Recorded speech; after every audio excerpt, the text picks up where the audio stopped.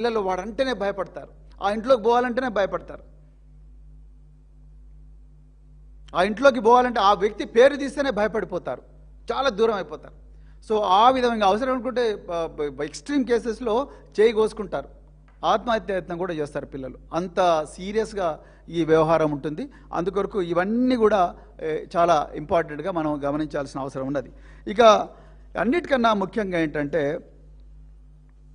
నేను తల్లిదండ్రులకు ప్రత్యేకంగా మళ్ళీ రిపీట్ చేస్తున్నది ఏంటంటే, పిల్లలు ఈ జరుగుతున్న విషయాలన్నీ కూడా మీకు చెప్పే సైకలాజికల్ సేఫ్టీ, మళ్ళీ రిపీట్ చేస్తున్నాను, సైకలాజికల్ సేఫ్టీ, మనోబలాన్ని, స్వేచ్ఛను మనము ఇవ్వాలి. If you see something, do something, tell someone. మళ్ళీ రిపీట్ చేస్తున్నాను, if you see something, say something, tell someone. That someone could be your friend. ఈ ఖమ్మం కేసులో అయితే ఆ అమ్మాయి మామయ్య, ఆ మామయ్యకు ఈ విషయాలు కొంత ఆ వ్యక్తి వాళ్ళ తల్లి ఆ మామయ్యతో షేర్ చేసుకోవడం, షేర్ చేసుకున్న తర్వాత అతను పోలీసులతో అంతా షేర్ చేసుకోవడం, ఇవన్నీ తెలుసు. అంటే ఎవరో ఒక క్లోజ్గా ఉండే వ్యక్తికి తప్పకుండా ఈ విషయాలు షేర్ చేసుకోవాలి. అంతకుముందు మనం ఇంతకుముందు పేట్ బషీరాబాద్ పోక్సో కేసులో ఆ బాధితురాలు తన తల్లితో షేర్ చేసుకున్నది. సో అదేవిధంగా ఈ విషయాలు మనతో పిల్లలు షేర్ చేసుకునే విధంగా మనము వాళ్ళకి ఆ సైకలాజికల్ సేఫ్టీ ఇవ్వాలి. ఇవ్వకపోతే మాత్రం ఆ నేరం కంటిన్యూ జరుగుతూనే ఉంటుంది. పిల్లలు ఏదైనా ఎక్స్ట్రీమ్ కేసెస్లో ఏదైనా అఘాయిత్యానికి కూడా పాల్పడే ప్రమాదం ఉన్నది. అందుకొరకు దీని గురించి చాలా జాగ్రత్తగా తల్లిదండ్రులు ఉండాలి. పిల్లలకు ఈ విషయాలన్నీ కూడా, ఇప్పుడు నేను చెప్పిన విషయాలన్నీ కూడా పిల్లలతో ఓపెన్గా చర్చించాలి. ఇక తెలంగాణలో విద్యాశాఖ రేవంత్ రెడ్డి గారి దగ్గర ఉంది. ఆయనే విద్యాశాఖ మంత్రి. చాలాసార్లు చెప్పారు, నేను విద్యాశాఖ కావాలని తీసుకున్నాను. అయ్యా రేవంత్ రెడ్డి గారు, మీ విద్య మీరు ఏ విద్య చదువుకున్నారో నాకు తెలియదు, కానీ ఆ విద్య వల్ల ఎన్ని వెన్నుపోట్లు పడుస్తున్నారో అది మీ పార్టీలకు తెలుసు, గాంధీ భవన్కి తెలుసు.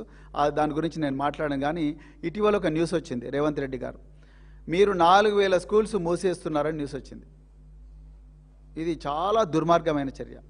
అది అర్జెంటుగా 4000 స్కూళ్ళు మూసేయాలన్న ఈ దురాలోచన బంద్ పెట్టి మీరు దయచేసి అర్జెంటుగా చేయాల్సింది ఏంటంటే, స్కూళ్ళల్లో 4000 స్కూళ్ళు చేస్తానని చెప్పేసి, చాలా స్కూళ్ళు తీస్తానని చెప్పేసి 4000 స్కూల్గా మారుస్తానని చెప్పారు. సో నా రిక్వెస్ట్ ఏంటంటే, మీకు ఈ స్కూళ్ళు బంద్ చేయడం మానేసి మీరు అర్జెంటుగా మీరు చేయాల్సిందంటే, స్కూళ్ళల్లో ఈ పోక్సోకు సంబంధించిన నేరాలకు సంబంధించి కరికులం క్లాస్ 1 నుంచే స్టార్ట్ చేయాలి. క్లాస్ 1 అంటే ఆ టైంకు పిల్లలకు దాదాపుగా 10 సంవత్సరాలు వస్తుంది, 5 సంవత్సరాలు వస్తుంది. ఆ 5 సంవత్సరాల నుంచే పిల్లలకు కొంచెం గుడ్ టచ్ అంటే ఏంటి, బ్యాడ్ టచ్ ఏంటి అంటే అనేది ఇప్పటి నుంచే చెప్పాలి. అదేవిధంగా 6వ తరగతి నుంచి పిల్లలకు అవతలి జెండర్ ఏంటి, ఆ జెండర్ని ఏ విధంగా రెస్పెక్ట్ చేయాలి అన్న విషయాలు చెప్పాలి. అదేవిధంగా మరి ఈ విషయాలు తెలిసిన వ్యక్తులు ఎవరైతే ప్రేక్షకులుగా మిగిలిపోకుండా, నేను అందుకొరకే బండి భగీరథ్ కేసులో one of the most important accused is, అంటే ఇంపార్టెంట్ సస్పెక్ట్స్ ఈజ్ శ్రీరామ్. ఈ శ్రీరామ్ అనే వ్యక్తి ఈ బండి సాయి భగీరథ్ ఫ్రెండ్స్ నెట్వర్క్లో ఉంటాడు. ఇతను ఈ సాయి భగీరథ్ చెప్తే ఈయన పోయి నిర్మల్లో పోయి వీళ్ళ మీదనే ఉల్టా కేసు పెడతాడు. అది మీ అందరికి కూడా తెలుసు. ఒకసారి నిర్మల్లో కేసు పెట్టడానికి ప్రయత్నం చేస్తారు.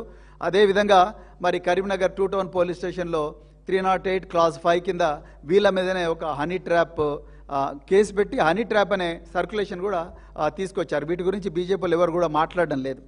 సో ఈ 3 ఆస్పెక్ట్స్ మన విద్యా వ్యవస్థలో తప్పనిసరిగా ఇది కరికులంలోకి రావాల్సిన అవసరం ఉన్నది. లేకపోతే విద్యార్థులు చిన్న దశలోనే ఇవన్నీ నేర్చుకోవాలి, what is good touch, what is bad touch అనేది.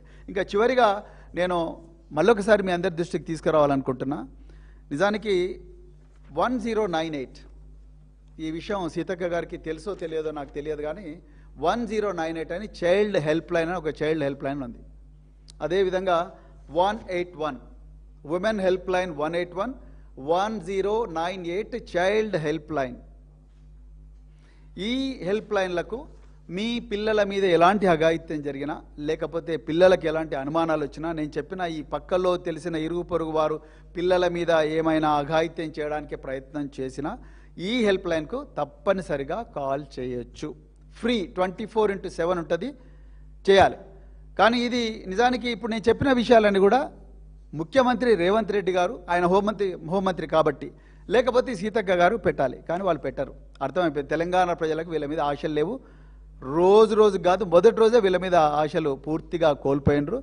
తెలంగాణ ప్రజల ధన మాన ప్రాణాలను, వాళ్ళ ఆస్తుల రక్షణను, వాళ్ళ ప్రాణాల రక్షణను, వాళ్ళ గౌరవాన్ని కాపాడే ఏకైక పార్టీ భారత రాష్ట్ర సమితి, దాని అధినేత కేసీఆర్ గారు. దీంట్లో ఎవరికి కూడా డౌట్ ఉండాల్సిన అవసరం లేదు. రాబోయే రోజుల్లో తప్పకుండా ఈ చైల్డ్ బీఆర్ఎస్ వర్షన్ 2.0లో తప్పకుండా చైల్డ్ కన్విక్టెడ్, నేరం జరిగి శిక్ష పడ్డ ప్రతి అఫెండర్ కూడా వాళ్ళ పేర్లను కూడా రిజిస్టర్లు ఎక్కించి వీళ్ళు బాలికల మీద బాలుల మీద నేరాలు చేసిన దుర్మార్గులు, వీళ్ళ పేర్లు ఇవి అని చెప్పి ప్రజలందరికీ చెప్తాం, ఒక రిజిస్టర్ పెట్టి. రెండోది, ఇంకా ఫాస్ట్ ట్రాక్ కోర్టులు పెంచుతాము. స్కూళ్ళల్లో తప్పకుండా ఇది కరికులం ఇంట్రడ్యూస్ చేస్తాము. ఎందుకంటే పిల్లలకు స్వీయ రక్షణ గురించి కూడా తెలియాలి.